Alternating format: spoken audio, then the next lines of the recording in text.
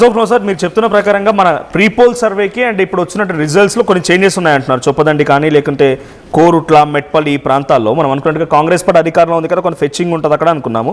కానీ రిజల్ట్ ఏ factor result కొంత ఇక్కడ ఇంపాక్ట్ చూపించింది అనుకోవాలి లాస్ట్ మినిట్లో. At the same time All India Forward Bloc గురించి మాట్లాడుతూ బిట్వీన్లో మీరు పెద్దపల్లిలో 5 అన్నారు, తర్వాత హుజరాబాద్లో కూడా ఒక 2-3 స్థానాల్లో ప్రాబల్యం చూపించిందన్నారు. అసలు ఎవరు ఊహించినటువంటి party All India Forward Bloc. So All India Forward Bloc కూడా కొద్ది గొప్ప హుజరాబాద్లో కొంత నెంబర్స్ కానీ పెద్దపల్లిలో కనబడుతున్నాయి. సో జాగృతి కలవడం ఆల్ ఇండియా ఫార్వర్డ్ బ్లాక్ ఏమైనా కలిసి వచ్చింది ఇక్కడ? తప్పకుండా. నిజానికి ఆల్ ఇండియా ఫార్వర్డ్ బ్లాక్ అనేది తెలంగాణ రాష్ట్రంలో పెద్దగా ప్రభావం లేని పార్టీయే. అక్కడున్న రాజకీయ గ్రూపులు కలిసి రాష్ట్ర వ్యాప్త పార్టీగా ఉన్నా కూడా స్థానికంగా ఉండే నాయకుల బలంతోనే అక్కడ కొన్ని ఓట్లు సాధిస్తుంది.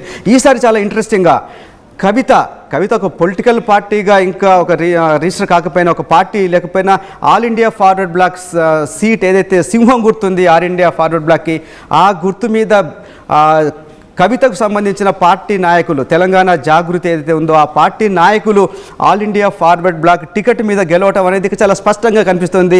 ఈ కారణంగానే ఈ ప్రాంతంలో ఎక్కడైతే కవిత కానీ లేదంటే కొంత సింగరేణి కాలరీ ఏరియా ఎక్కడైతే ఉందో మీరు చూస్తే ఆ పెద్దపల్లి కానీ మంతని గోదావరి కానీ ఆ ఏరియాలో ఆ సింగరేణి కాలరీ ఏరియాలో కవిత గట్టి పట్టుంది. నిజానికి ఆమె అంతకుముందు సింగరేణి బొగ్గు గని కార్మిక సంఘానికి అధ్యక్షురాలుగా పనిచేశారు. ఆ ఏరియాలో కల్వకుంట్ల కవిత చాలా విస్తృతంగా ప్రచారం చేశారు. అక్కడ చాలా సింగరేణి కార్మికుల కోసం ఎప్పుడు ఆమె చాలా గట్టిగా మాట్లాడుతున్నారు, తన వాయిస్ వినిపిస్తున్నారు. కాబట్టి అక్కడ ఆల్ ఇండియా ఫార్వర్డ్ బ్లాక్ కొన్ని చోట్ల మీకు చెప్పాను ఇంతకుముందు నేను, కొన్ని చోట్ల 4-5 సుల్తానాబాద్లో 1 గెలిస్తే మీకు పెద్దపల్లిలో దాదాపు 6 స్థానాల్లో ఫార్వర్డ్ బ్లాక్ గెలవబోతోంది.